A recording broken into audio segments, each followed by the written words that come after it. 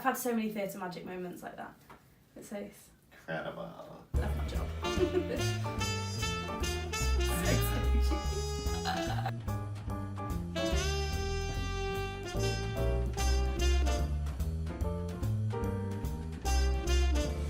Charlotte Wakefield, ladies and gentlemen. Hi everyone. Twice nominated Olivier. I know, bit crazy. Right, let's just start. Your CV is ridiculous. So you've got Spring Awakening. Yep. Mamma Mia. Yep. Sound of Music. Yep. Oklahoma. Yep. Chitty Chitty Bang Bang. Crazy for You. Yes. That's some impressive roles. Yeah, I've been And very you're lucky. not even 30. No, I'm 28 years old.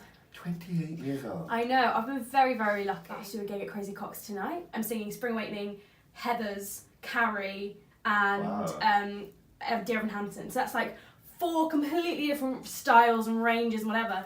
So you go back to Spring Awakening. How old were you when you got that job? I just turned 18. I was at school, I was in year 12, and I'd been auditioning for only 4 weeks. A lot of people have been auditioning for about a year and a half. And I came in right at the end because I had an agent and it wasn't necessarily something that they wanted. They wanted this kind of raw talent. I hadn't really been auditioning for musical theatre at all. I've been doing television. And so I was kind of discovered in that role. We opened at the Lyric Hammersmith 10 years on Monday ago. Yeah. How long were you in that show for? You know what, guys? It was only open for 9 weeks in the West End. It was ripped from us. We did 6 weeks at the Lyric Hammersmith and then we did 9 weeks in the West End. It was ripped from underneath us. To be fair, I think what happened was that we opened to the wrong time. Right. So we opened in the March. Yeah, we opened in the March in the West End, having transferred with only a week or something like that between venues, and they hadn't got any pre-sales, so they didn't have like buffer of money. And of course it was a smash hit, the Lyric Hammersmith, so of course they wanted to transfer it. But unfortunately, so we ran till the May, but in May, everyone went into exams, and that was our target audience. So we lost all our target audience. Yeah. But we would have had no idea because people were just loving the show. But unfortunately, people just couldn't make it into London every day, you know. And people just kind of thought it was going to be around forever, and some people didn't get to see it. And they got it. People still talk about it now. That it's the biggest travesty of the West End, because I think it would still be running now, and be a filter show for new grads. Like I think, like Les Mis and Mamma Mia, I think it really could have given people a platform to kind of launch their careers. But did you see the recent production at the Home Mill Theatre? I didn't get up to Manchester to see it. I've not seen any production of Spring Awakening since, because it still like hurts my soul a little bit. Yeah, like it's really, yeah. I can't necessarily always listen to the soundtrack because it really was something that meant so much to me, that was taken from me with only 2.5 weeks notice. So, but I still adore it. It'll always have a very big place in my heart. After that, you went on to Mamma Mia. Oh yes, and it was the best time of my whole life. So I went in and I was 20. I auditioned for the international tour the time that I got it, and I played Sophie for 14 months on the international tour, and then went directly from the international tour into the West End. So I did it for just over 2 years, and I was not ready to leave when I left that job. Really? I loved it. I'd go back tomorrow. I was 22 at the time, or 23. I can't remember which. Yeah, 23. And I kind of felt like I had more to give, so I kind of went, okay, let's take this leap of faith and audition for The Sound of Music at Regent's Park. And I cried after my first audition because I thought it was that terrible. But alas, I got recalled and I did 9 auditions, I think, and they took a leap of faith, and thank God they did, because it gave me so much and kind of propelled my career once again. So yeah, it was good. Opening My Day in the Hills will always be like my magic moment for theatre for me. That was a stunning moment because you came in through the auditorium. Yeah, I came from the back of the auditorium of Regent's Park. It was mental. Like I had to go up a ladder to get to the top, to walk through and to come down. But it was like, because we just had these violins going, and I just knew it was me. It was me. I was like, it's me, I have to sing. And also the whole audience were looking forward. And the sound was amazing, because what they did, the second I started singing, the sound flipped from the front to the back of the auditorium. So everyone turned round and I just felt everyone's eyes on me at the top of this auditorium, just thinking, don't fall down the steps, don't fall down the steps. I never did, to be fair. I never slipped. I had some pigeon friends a couple of times that would like upstage me quite often. And then you performed on the Olivier's. Yes, now that was terrifying. And actually, funny story, I never received my invitation to the award nomination announcement. It never made it to me. It was a complete accident. And so I had assumed, I've not been nominated this year. So I'm sat there in bed in my pyjamas, on my laptop, following the Twitter feed, because I have so many friends in the industry, and I love seeing who's nominated and, you know, congratulating them and whatever. And my name pops up, and I'm like, huh? What? And I call my agent, I'm like, I've been nominated for an Olivier. And she went, I know, darling, I'm following it as well. I can't believe this has happened. And then after that, Oklahoma. Oh, what a wonderful job. With the wonderful Ashley Day. Yes, of Who I course. just adore. I mean, so it was such an honour to be on stage with him. He's just the most beautiful dancer and most wonderful human being. And I got to dance for the first time properly in my career. The wonderful McOnie choreographed. Yeah. And it was amazing. And we actually danced the Dream Ballet. And that doesn't always happen. They usually have some dance double. And what's great about Drew is he choreographs for the dancer, not the other way around. So he doesn't come into the rehearsal room having the full Dream Ballet and like, that's what you're going to dance. He goes, what can we do? Like, who can we have to lift who? Who can, you know what I mean? It's a really collaborative experience. And so it was amazing. I loved it. Chitty Chitty Bang Bang. Yes! Oh, I loved it. Another dream role. I know, I was ticking them off quite quickly. Yeah. I joined 4 months before the end, took over from the lovely Carrie at Fletcher. And so that was a different experience to what I'd had before, was taking over a role midway through. And that was really cool. And also just a gorgeous show. But speaking about Carrie at Fletcher, so you were the original workshop of Heathers, the musical, yeah. which Carrie then took over Yeah, from you. yes. The other palace were doing these kind of work in progress where either a brand new or a existing musical or show can come in and maybe just spend 2 weeks working on different songs or working on changes that they would like to have put in. And I went in and I kind of worked the role of Veronica. Like everything we did in the workshop then went into the production. The new song with Veronica when she's with the 2 boys and they've got the car keys, that was workshopped on me, which was really cool. To be so collaborative with Larry. And he wrote all the music and Kevin who wrote the lyrics, and we kind of just really just played around with this already so established musical. And then of course I got to perform it for a week, which was amazing. But unfortunately I couldn't do the production when it actually came over because I was doing Crazy For You. Again, another dream role for me. I took over from Caroline Sheen, who did it at the Watermill production. They said, do you tap? I said, yeah, and they went, cool. That was it. I didn't do a dance school. I could have been lying. I got to again dance this wonderful Shall We Dance kind of Dream Ballet-esque thing. And it was also acting musicians, the most talented cast I've ever worked with. I mean, it was like these people were tap dancing and also playing the violin at the same time and singing. It was just mental. It was mental, but I think a year on the road. It was tough though. It was 8 shows in 5 days.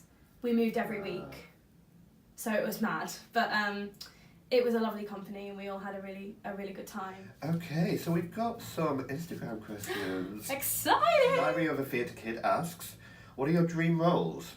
And specifically, he says, when will the casting directors stop being idiots and cast you in Alphabet?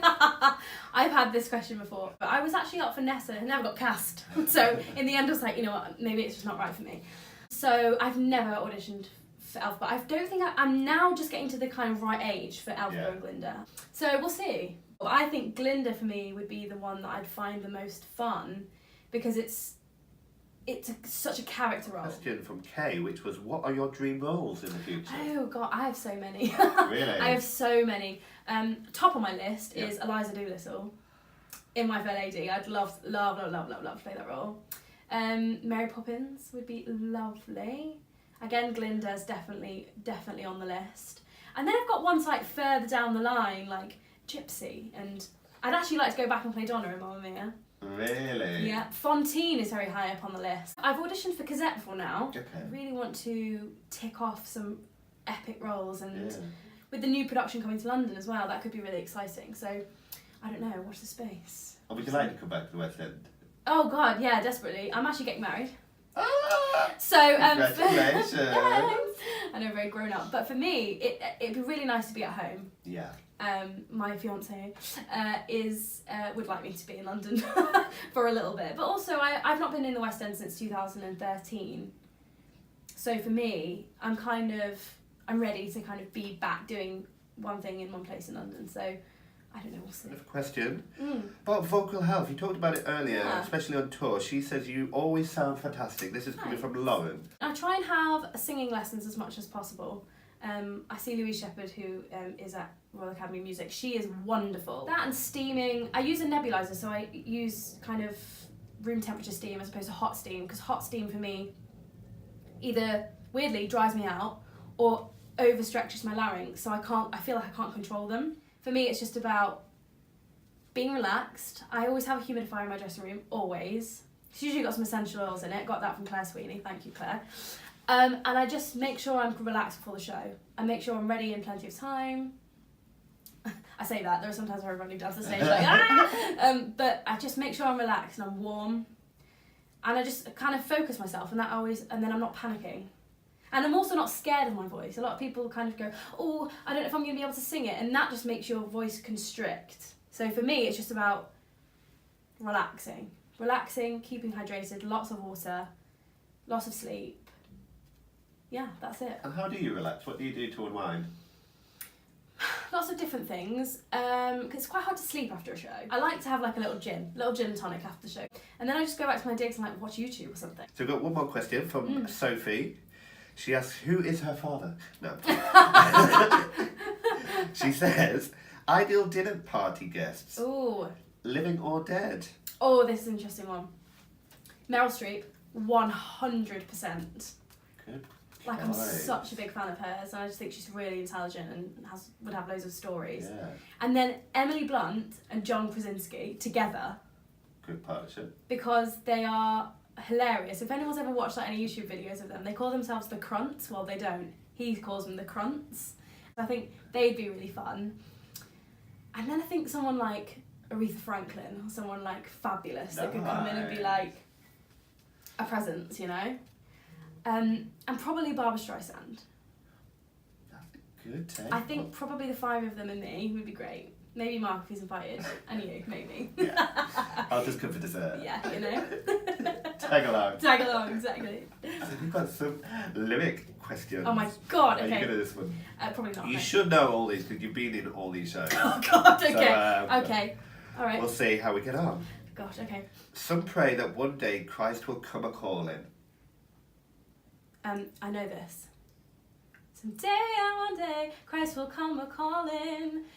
They light a candle and hope that it glows. Yes! Not in the American accent though, because we actually did it in British accents then. Did you? Yeah. Wow. Yeah. And hope that it glows. Something like that. Honey, honey, let me feel it. Aha. Honey, honey. Honey, honey, how you... Whatever.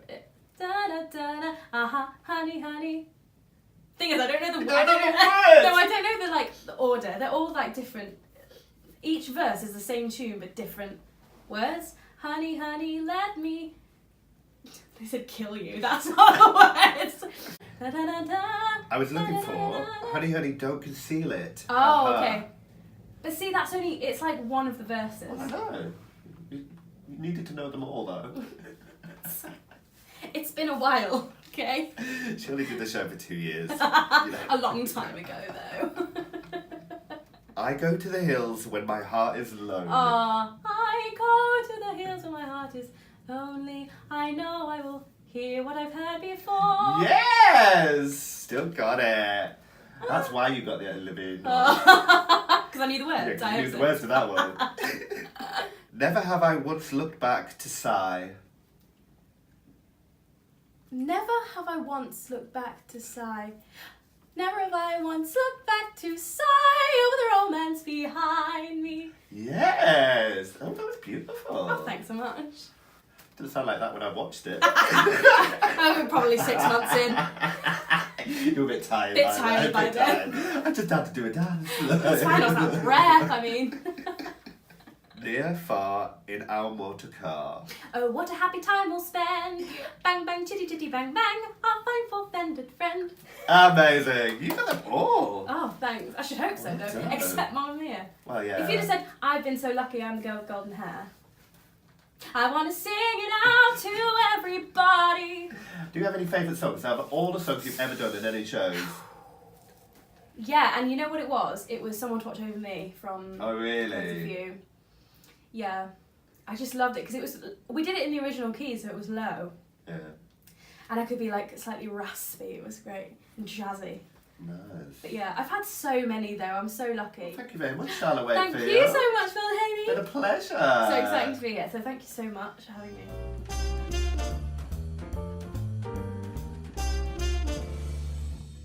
She's been Charlotte Wakefield. If you want to follow her on Twitter or Instagram. Are you in Instagram? Oh yeah.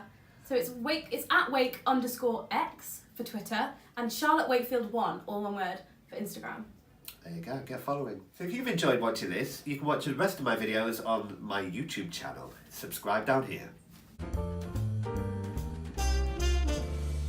Coming up next time on That Stage Your Blog Meets. Because no, this is my thing. I'm being very honest, but I think that's what I want to be. I want to be truthful, and I started off that year being in not a very good mindset. You know, I was in a very bad headspace, and which I've put on my social media.